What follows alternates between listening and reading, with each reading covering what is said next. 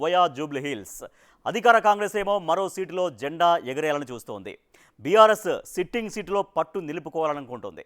BJP కూడా ఈసారి గట్టిగానే ట్రై చేయాలని డిసైడ్ అయింది. ఎంఐఎం ఎవరి వైపు నిలబడుతుంది అన్నదే ఆసక్తిగా మారింది. మొత్తంగా జూబ్లీ హిల్స్ బైపోల్ హైదరాబాద్ రాజకీయ ముఖ చిత్రాన్నే మార్చేదిగా ఉండబోతోంది. ఈ ఒక్క బైపోల్ స్టేట్ పాలిటిక్స్కి ఎలాంటి మెసేజ్ పంపబోతోంది? వచ్చే అసెంబ్లీ ఎన్నికలకు జూబ్లీ హిల్స్ నుంచి రాబోతున్న ఇండికేషన్ ఏంటి?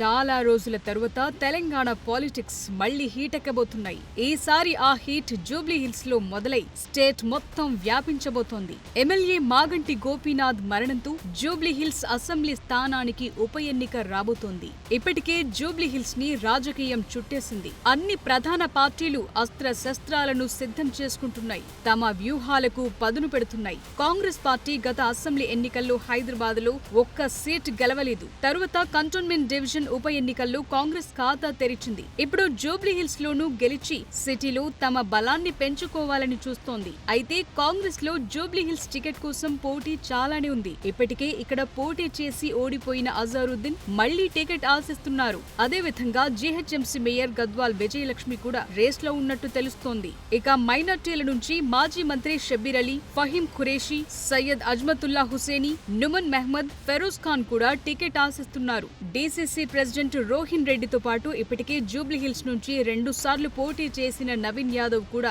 రేస్ లో ఉన్నట్లు తెలుస్తోంది. వీళ్లంతా జూబ్లీ హిల్స్ టికెట్ తమకేనని ప్రచారం చేసుకుంటుండటంతో ఇటీవలే సీఎం రేవంత్ రెడ్డి పొలిటికల్ ఎఫైట్ సమావేశంలో అలాంటి ప్రకటనలు చేయొద్దని హెచ్చరించారు. టికెట్ ఎవరికివ్వాలనేది అధిష్టానం డిసైడ్ చేస్తుందని తేల్చేశారు. దాంతో జూబ్లీ హిల్స్ నుంచి కాంగ్రెస్ తరపున ఎవరు పోటీలో ఉంటారనేది ఆసక్తిగా మారింది.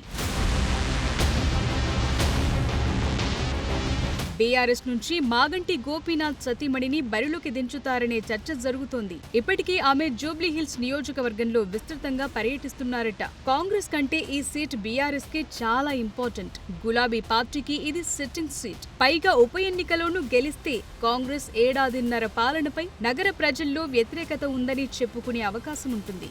అంతేకాదు రాబోయే ఎన్నికలకు ఇది స్టెప్పింగ్ స్టోన్ గా బీఆర్ఎస్ ప్రొజెక్ట్ చేస్తుంది. పైగా సెంటిమెంట్ వర్కౌట్ అవుతుందని, పక్కా తామే గెలుస్తామని బీఆర్ఎస్ అనుకుంటోంది. కానీ అన్నిసార్లు సెంటిమెంట్ వర్కౌట్ కాదని సికింద్రాబాద్ కంటోన్మెంట్ బైపోల్ తేల్చేసింది.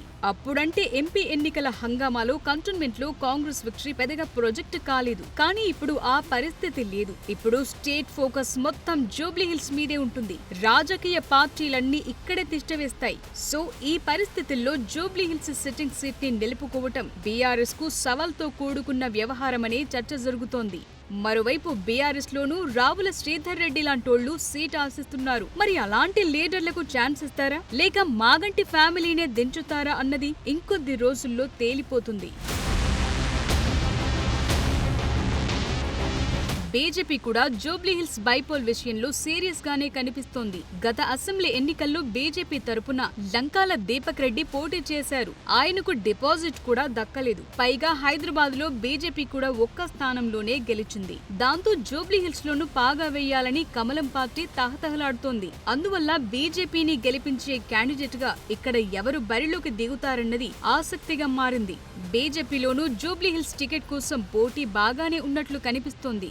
కీర్తిరెడ్డి, బండారు దత్తాత్రేయ కూతురు విజయలక్ష్మి టికెట్ రేస్ లో ఉన్నారు. అయితే ఎవరు బరిలో దిగినా గెలుపు అంత ఈజీ కాదనే చర్చ కూడా సాగుతోంది. బీఆర్ఎస్ గనుక మాగంటి గోపీనాథ్ భార్యను పోటీకి దించితే కాంగ్రెస్, బీజేపీ కూడా మహిళా అభ్యర్థినే రంగంలోకి దించే అవకాశాలు కనిపిస్తున్నాయి. అయితే జూబ్లీ హిల్స్ బైపోల్లో ఏ పార్టీకి ఈసారి గెలుపు అంత ఈజీ కాదనే విశ్లేషణలు వినిపిస్తున్నాయి. ఎందుకంటే కాంగ్రెస్ ఏడాదిన్నర పాలన తరువాత జరుగుతున్న తొలి బైపోల్ ఇది. ఇది కాంగ్రెస్ కు ఎంత ముఖ్యమో బీఆర్ఎస్ కు కూడా అంతే కీలకం. ఎవరు గెలిచినా హైదరాబాద్ పొలిటికల్ సినారియోనే మారిపోతుంది. అందువల్ల జూబ్లీ హిల్స్ పాలిటిక్స్ ఇప్పుడు ఫుల్ హీట్ ఎక్కాయి.